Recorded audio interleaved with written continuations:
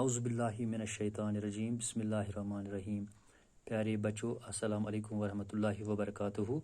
बेटो, आप अपना साइंस 7th क्लास का खोलो, पेज नंबर 68 पे जाओ आप बेटे। चैप्टर नंबर 6 है फिजिकल एंड केमिकल चेंजेस।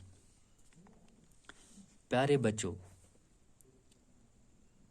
हमारे रोज़मर्रा ज़िंदगी में मुख्तलिफ या हमारे इर्द गिर्द मुख्तलिफ चेंजेस होती हैं।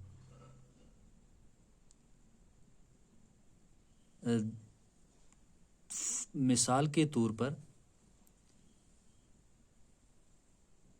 शोरिंग ऑफ मिल्क देखो आप, वो भी एक चेंज है बेटे।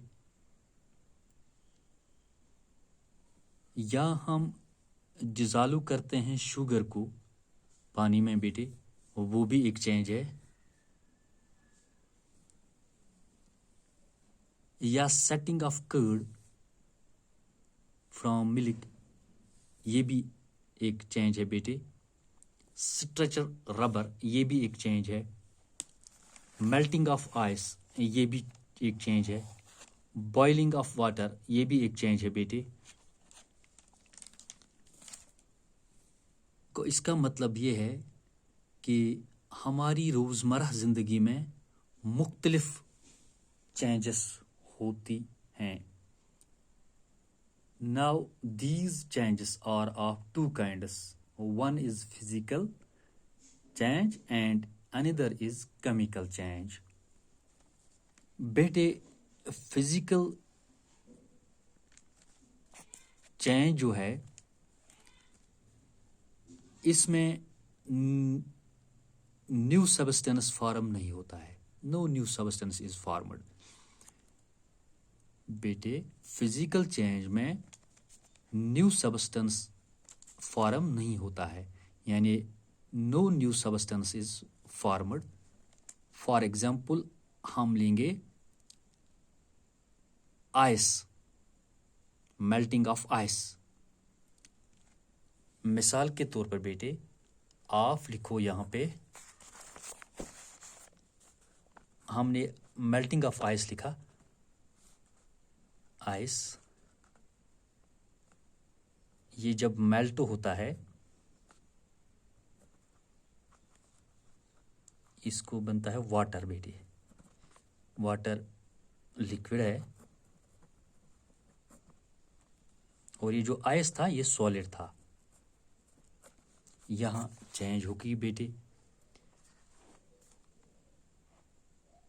बेटे, पानी और बर्फ तो डिफरेंट लगते हैं, लेकिन केमिकली दोनों सेम हैं, यानी वाटर है।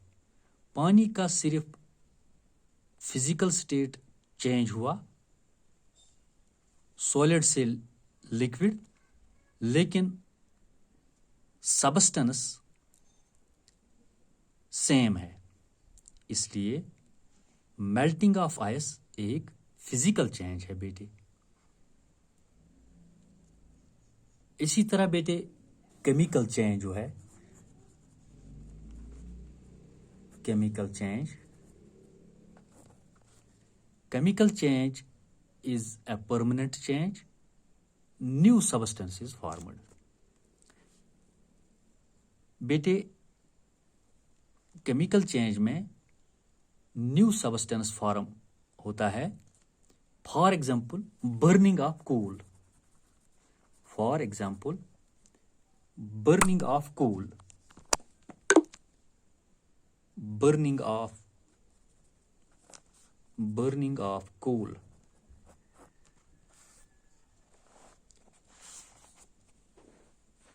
बेटे, आप जब कोल जलाते हो तो कौन सा सब्सटेंस प्रोड्यूस होता है बेटे? CO2 यानी carbon dioxide. Carbon dioxide produce होता है बेटे, यानी C+O2 जब ये बर्न होता है तो ये CO2 बन जाता है, यानी कार्बन डाइऑक्साइड। बर्निंग में CO यानी कार्बन, बर्निंग में कार्बन ऑक्सीजन के साथ रिएक्ट करता है और नया सब्सटेंस प्रोड्यूस करता है, कार्बन डाइऑक्साइड। तो कौन सा प्रोड्यूस करता है? Carbon dioxide. तो कार्बन डाइऑक्साइड केमिकल, ये burning of coal chemical change है बेटे।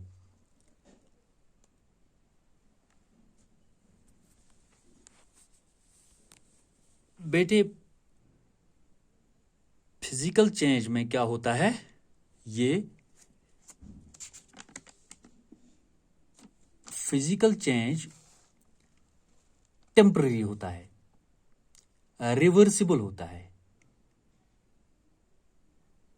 जैसे मेल्टिंग ऑफ आइस हमने लिया, हम आसानी से इसको रिवर्स कर सकते हैं। पानी को फ्रीज करके ये फिर आइस बन जाता है।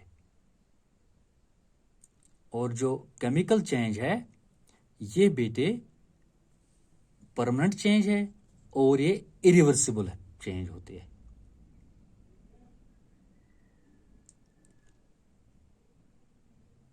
जैसे हमने लिया burning of coal chemical change में, जब कोयला पूरा बर्न हो जाता है तो हम कोयले को वापस नहीं ला सकते हैं।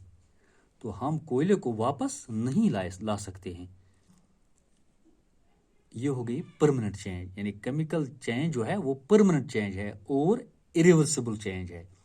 एक तो केमिकल चेंज परमानेंट चेंज है, परमानेंट चेंज, परमानेंट चेंज। दूसरा है ये, इसमें ये इरिवर्सिबल चेंज है, irreversible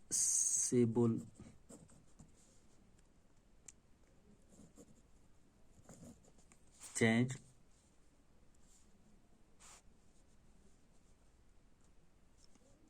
new substance is formed, new substance is formed, new substance is formed। ये हो गया केमिकल चेंज में बेटे, केमिकल चेंज में। और इसी तरह जो फिजिकल चेंज है,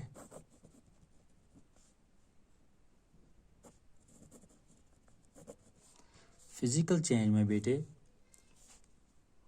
no new substance is formed, no new substance is formed.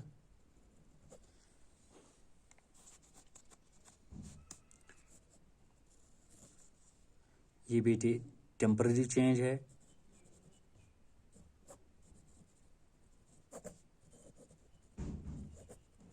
Temporary change है और रिवर्सिबल है, रिवर्सिबल।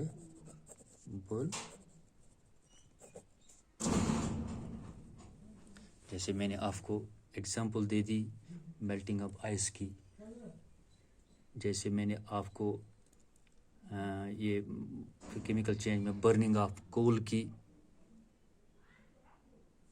मिसाल दे दी, तो आपको अब पूरा समझ आया होगा कि फिजिकल चेंज और केमिकल चेंज किससे कहा जाता है। यह आपको पूरी तरह से समझ आया होगा। मुझे उम्मीद है बेटे आप अब खुद भी ये बता सकते हैं कि फिजिकल चेंज कौन सी है और केमिकल चेंज कौन सी है बेटे। आज के लिए इतना ही, इंशाल्लाह कल इससे आगे हम पढ़ेंगे।